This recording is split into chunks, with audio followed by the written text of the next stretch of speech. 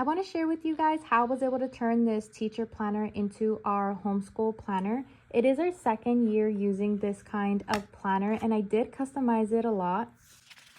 One of the things that I kept the same as like last year's planner is pretty much the California homeschool laws. Last year we were a home-based private school, but this year we are going through a charter school. So I just wrote down California homeschool laws right here.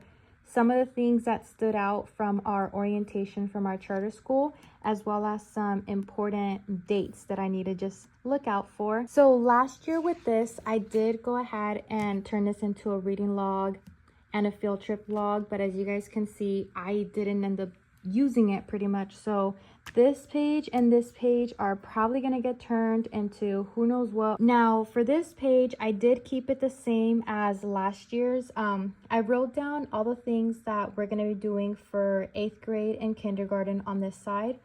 And then on this side, I have the same thing, 8th grade and kindergarten, but I also wrote some of the things that I'm going to be doing, like little activities or little resources that I have for kindergarten and preschool.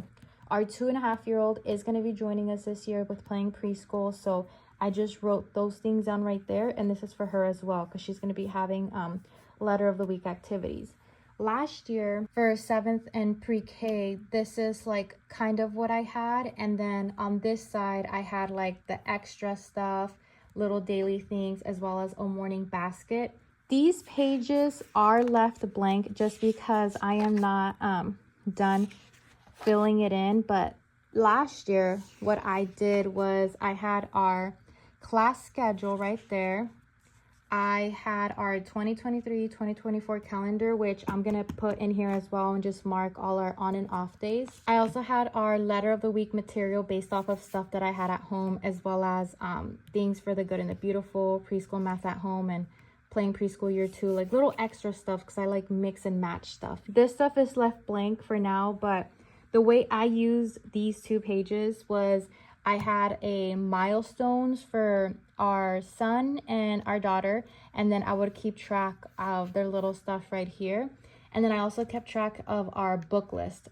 This was one unit, another unit, and it's like playing preschool. So I did little stuff like that. All I really did just to kind of get ahead is just put in the numbers, of course, the month, any important dates, and just holidays for the months that do have holidays. And then once we get back here, this is something that I did kind of enjoy from and copy from last year. So this is kind of like how I did it last year, and I mimicked it exactly the same for this year, but everything highlighted means there's like those are weekends or it's like no school days. So this is going to be the attendance for one of our kids and the attendance for the other. And then I also went ahead and copied this part from last year's page. It was our lesson tracker. So here I wrote down a list of all the curriculum we did, how many lessons, weeks, chapters, whatever it was that was just there. And each time weekly, I would just go in and highlight it just to see where we were at.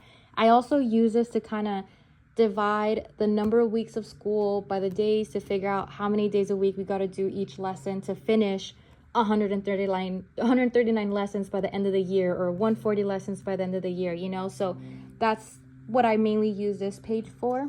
So far I have it down for Build Your Library Level 8, the Complete Spanish Workbook for Kids, The Good and the Beautiful, Health and the Human Mind, U.S. Born Money for Beginners, Forensic Psychology for Dummies, and Teaching Textbooks Algebra 1.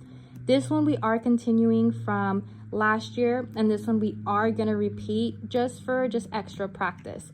And this is our English, science, and history, which is why you don't see anything else of that here. And for this year, we have Build Your Library Level 0. Again, that's English, science, and history. We're going to go ahead and supplement with The Good and the Beautiful, Fields and Flowers, just because we did it last year, but I feel like a second year wouldn't hurt.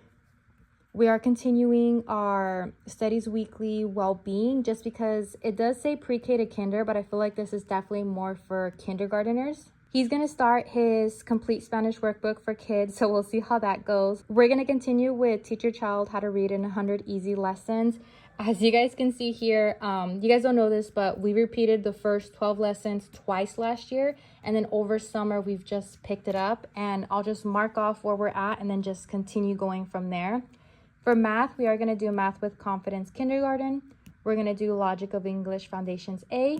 And I did purchase A Year of Playing Skillfully like 2 years ago, but a lot of the activities were geared more towards older children, so it's just been sitting on my shelf for the last 2 years waiting to come out for kinder. So I'll see how that goes this year. Another thing that I did do in this one that I'll probably repeat again is keep track of all the grades.